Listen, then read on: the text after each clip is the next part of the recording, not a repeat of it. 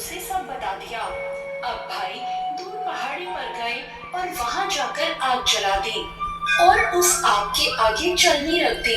दूर से ऐसा प्रतीत हो रहा था मानो चांद निकल आया हो। भाइयों ने अपनी बहन से कहा, देखो चांद निकल आया है, अब तुम खाना खा सकते हो। साहूकार की बेटी ने अपनी भाभियों को भी बुलाया और कहा, भाभी देखो चांद निकल आया है, आप भी अर्घ देकर भोजन कर लो। अपनी ननद की बात सुनकर उसकी भाभियां बोली, भाई साहब ये तो आपका चांद है, हमारा चांद आने में तो अभी समय है। साहूकार की बेटी को इतनी समझ नहीं थी, वो भूख से भी व्याकुल थी। उसने कहा ठीक है और वो चांद को अर्घ देकर भोजन करने बैठ गई। जैसे ही उसने पहला घास खाया, उसको खाते ही छींक आ गई।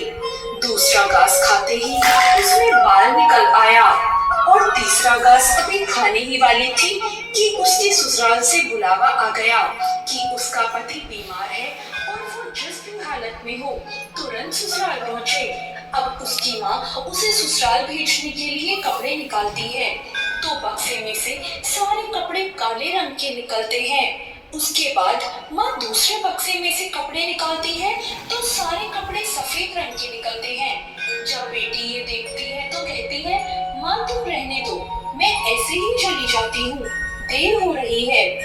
माँ समझ जाती है कि कुछ ठीक नहीं है। वो घबराकर बेटी से कहती है, बेटी रास्ते में जो छोटा बड़ा मिले सबके पैर छूती जाना, जो भी बूढ़ सुहागन होने का आशीर्वाद दे वही अपने पल्ले पे गांठ बांध लेना। बेटी बोली, ठीक है माँ, और वो अपने ससुराल के लिए निकल जाती है। रास्ते में उसे जो भी मिलता है वो सबके पांव छूती हुई जाती है। सब कहते हैं खुश रहो, सुखी रहो, पीर का सुख देखो और सुखी और खुश रहने का आशीर्वाद देते हैं। ऐसे में वो चलते चलते अपने ससुराल पहुंच जाती है।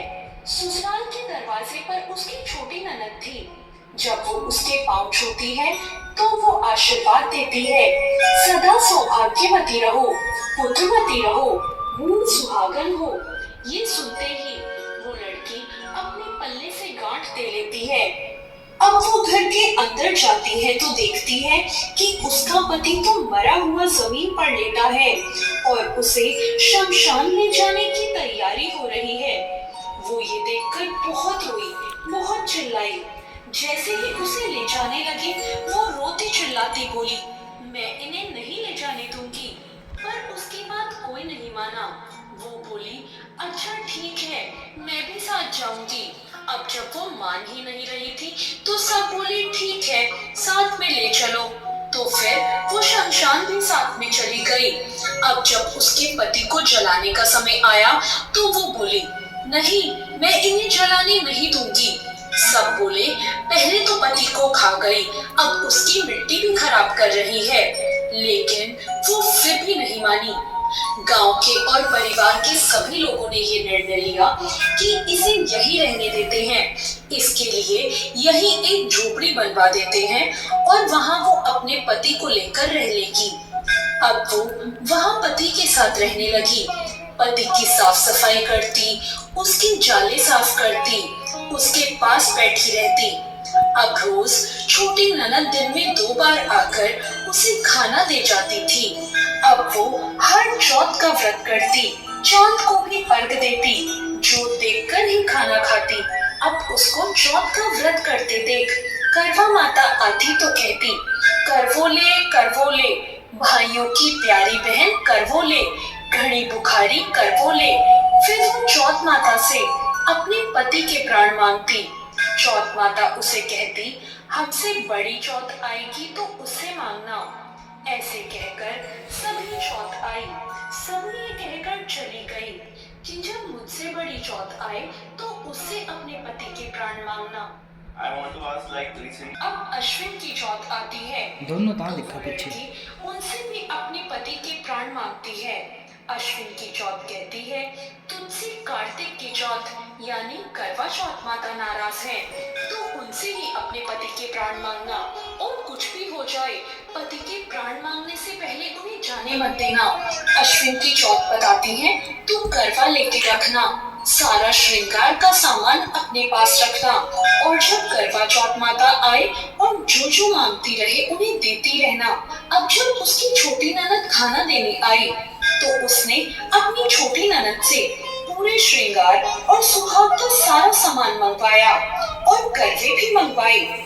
उसकी सास ने सोचा जो मांगती है दे आओ, बेचारी शमशान में अपने पति को लेकर बैठी है। अब करवा चौथ का व्रत आया, साहूकार की बेटी ने करवा चौथ का व्रत रखा।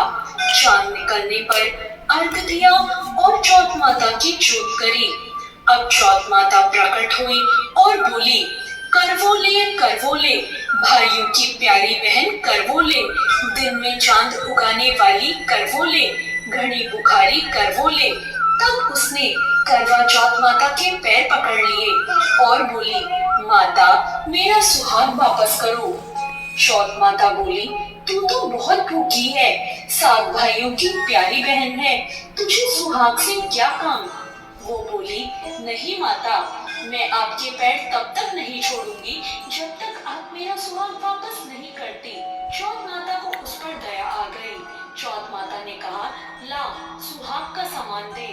चौथ माता बोली, ला चूड़ी दे, बिंदी दे, और ऐसा करते करते चौथ माता ने 16 श्रृंगार का पूरा सामान उससे मांगा, और वो भी माता को एक एक करके सारा सामान देती गई।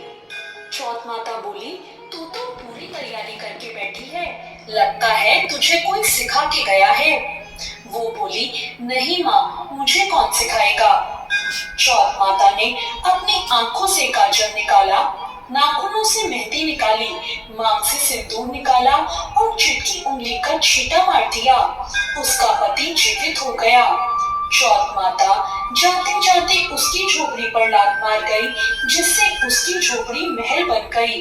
अब जब छोटी ननद खाना लेकर आई तो उसने देखा भाभी की झोपड़ी की जगह तो महल खड़ा है। अब ननद को झोपड़ी मिल ही नहीं रही थी, पर उसने ननद को देख लिया और वो दौड़ी दौड़ी अपनी ननद के पास आई और बोली, देखो बाईसा, आपका भाई वापस आ गया, घर जाओ सासू जी से कहो गाजे बाजे के साथ हमें लेने आए। ननद अपने भाई को जीवित देखकर हैरान हो गई और दौड़ी दौड़ी घर गई और बोली, माँ भाई जिंदा हो गया। माँ बोली, उस भाभी के साथ लगता है तेरा दिमाग भी खराब हो गया। ननद बोली, नहीं माँ, मैंने देखा है भाई सच में जिंदा हो गया और भाभी ने गाजे बाजे के साथ हमें बुलाया है। सभी घर वाले गाजे बाजे के साथ अपने बेटे को लेने पहुँचे। बेटे को जिंदा देखकर सास बहू के पैर छूने लगी और बहू सास के पैर छूने लगी। वो बोली, देखो माँ, आपका बेटा वापस आ गया। सास बोली, मैंने तो साल भर पहले ही इसे यहाँ से भेज दिया था, वो तो तू ही थी जो इसे वापस लेकर आ पाई। हे चौथ माता, जैसे साहूकार की बेटी के साथ पहले किया वैसे किसी के साथ मत करना, और जैसे बाद में उसे सुहाग दिया वैसे सबको देना। आप सभी पर चौथ माता की कृपा इसी तरह बनी रहे। जय चौथ माता।